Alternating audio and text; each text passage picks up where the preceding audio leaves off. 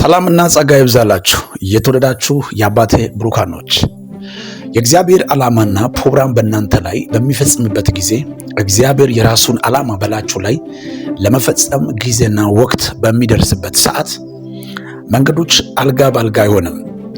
በመጽሐፍ ቅዱስ በምናይበት ጊዜ ለዮሴፍ ወቅቱና ጊዜው ወይም እግዚአብሔር የነገረውን ሕልሙን ተስፋው ቃል ለመፈጸም ወደ ግብፅ ምድርና ወይ ወደ ግብፅ አገር ዮሴፍ በመኪና በB8 አይደለም የገባው። ዮሴፍ እግዚአብሔር የነገረውን ተስፋው ቃሉ ጋር የገባው በአህያ ተጭኖ ነው። ግብፅ አገርም ደግሞ ደርሶበት ነገሮቹ ተመቻችቶ አልጋ ባልጋ አልሆነም። እጅግ በማይመችበት በማይታወቅበት ወደ እስር ቤት እንደወረደ መጽሐፍ ቅዱስ ይናገራል። ዮሴፍ ግን በሕልሙ ላይ ያየው የተመለከተው ምንድነው? ንጉሥ ሲሆን ፀሐይና ጨረቃ 11 ከዋክብቶች ሲሰግዱ ነው ያየው። ሕልሙን ሊፈጸምበት በሕይወት ላይ የተዘበራረቀ ምዕራፎችን ማለፍ ግድ ነው። እግዚአብሔር የነገረው ሌላ የሚኖረው ሕይወት ሌላ ነው የምትሉ ሰዎች እግዚአብሔር የነገረውን ተስፋው ቃሉ ጋር ጣቢያው ጋር ወይም እግዚአብሔር የነገረው መስመሩ ጋር እስከምትመጡ ድረስ የተወዛገበ ምዕራፉ ማለፉ ግድ ነው። የእግዚአብሔር ዓላማና ኃላፊነት ያለው ትውልድ በመገፋት ውስጥ ነው። ወተቱ ካልተናጠ ቅቤው አይወጣም። በምትነጥበት ጊዜ እግዚአብሔር አምላክ ወደ ምዕራፍ ጋር እየወሰደ እንዳለ አስቡ።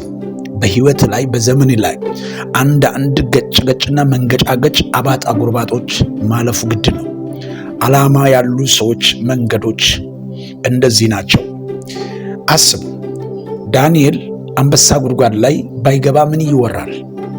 አንበሳ ጉድጓድ መግባት ብሻር ብታጠፍ ምንም ተአምራት አይነገርም።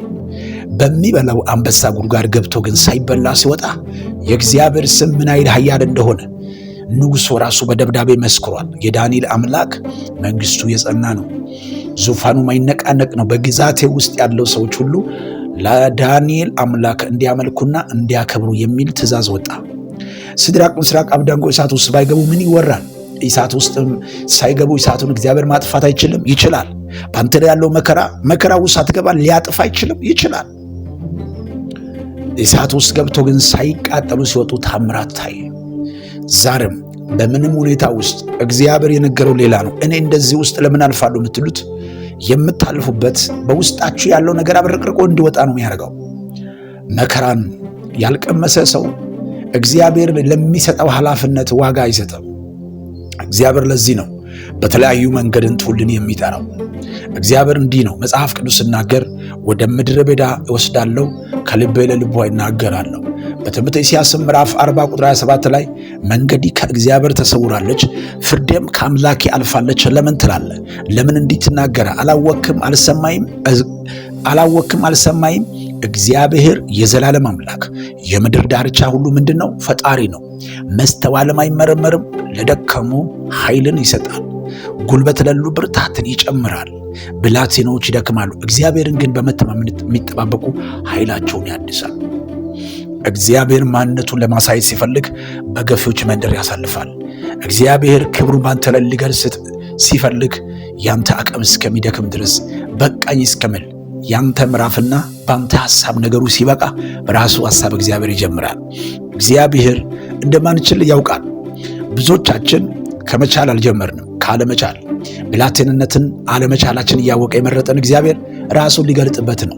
ምንም ራስህ አትሞክር፣ ግን እመን እንጂ አትፍራ። በሕይወት ላይ የተነገረውን ተስፋ ቃል እመን እንጂ በቅርብ ጊዜና በአቋራጭ የመጣ ወጀቡን አትፍራ። ሕይወት ላይ ቀድሞ የነገረው ትንቢቱ ቃል ይወርሳል። አብዛኛው ጊዜ የእግዚአብሔርን ተስፋ ቃል ከሰሙ በኋላ ከመዘገየት የተነሳ ለተስፋው ቃል ጀርባ የምትመልሱ ሰዎች ጊዜ ደርሷል። እግዚአብሔር ቢዘገይም በእርግጥ ይመጣል። አትፍራ፣ እሱ አይዋሽም።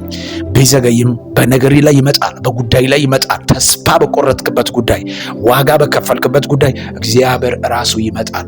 ቢዘገይም በእርግጥ ይመጣል።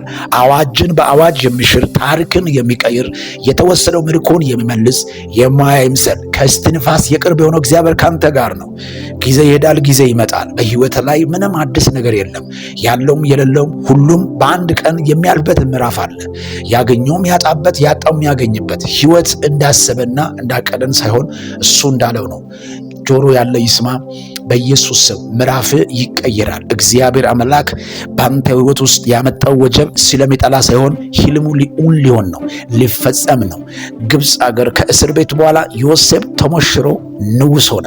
የ7 ዓመት የራብ ዓመታቶችን የሚዋጋ ጀግና ንጉሥ ሆነ። እግዚአብሔር በውስጡ ስላለ ለዛውም ሕልመኛ ንጉሥ ሆነ። ዛሬም በሕይወት ላይ እግዚአብሔር ለንግስና ጠርቶ በተራ ቦታ ልታልፍ ትችላለህ። ለንግስና ጠርቶ በጣም እጅግ ላንተና ለክብር የማይመጥንበት መንደር ልታልፍ ትችላለህ። ይህ ማለት መንገዱ እንጂ መጨረሻ አይደለም። መንገድ ገጭ ገጭ ብኖር አባጣ ጎርባጣ ቢሆንም መንገዱ መንገድ ነው። ስለ መንገድ ቋሚ ሐሳብ ማሰብ አይገባም። ሄሎ ለሚያልፈው መንገድ ገጭ ገጭ ለሚያደርገው አባጣ ጎርባጣ ስለ መንገዱ ቋሚ ሐሳብ አታስብ። ቋሚ ሐሳብና ጊዜ መስጠት ያለብህ ለተነገረው ተስፋ ቃልና በውስጥ ላለው ለሕልም ነው። ገባ ወዳጄ? ማሰብ ያለብህ በውስጥ ላለው ትልቁ ለዓላማና እግዚአብሔር ለተነገረው ለትንቢቱ ቃል ነው። ቋሚ ሐሳብ ለገጭ ገጭ ለፈተና ለሚገፉ እጅ ቋሚ ሐሳብ አታስብ። ልክ ካልሆነ እንደ ኤልሳ ዝም በሉ ይባላል። ኤልሳ መጎናጸፊያ ከኤልያስ ሊወስድ ስልበት በጣም እጅግ ዋጋ የሚያስከፍልበት መንገዶች ያልፍ ነበረ። ዛሬም በሕይወት ላይ ዝም ብለህ ሕልሙ ጋር ሂድ። እግዚአብሔር አንድ ጊዜ ታምራትን ያደርጋል። በኢየሱስ ስም አይምሯችሁ ይባረክ፣ አስተሳሰባችሁ ይባረክ፣ ዓላማችሁ ይባረክ። እግዚአብሔር አምላክ ውስጣዊ የሆነ እይታችሁን ያብራላችሁ።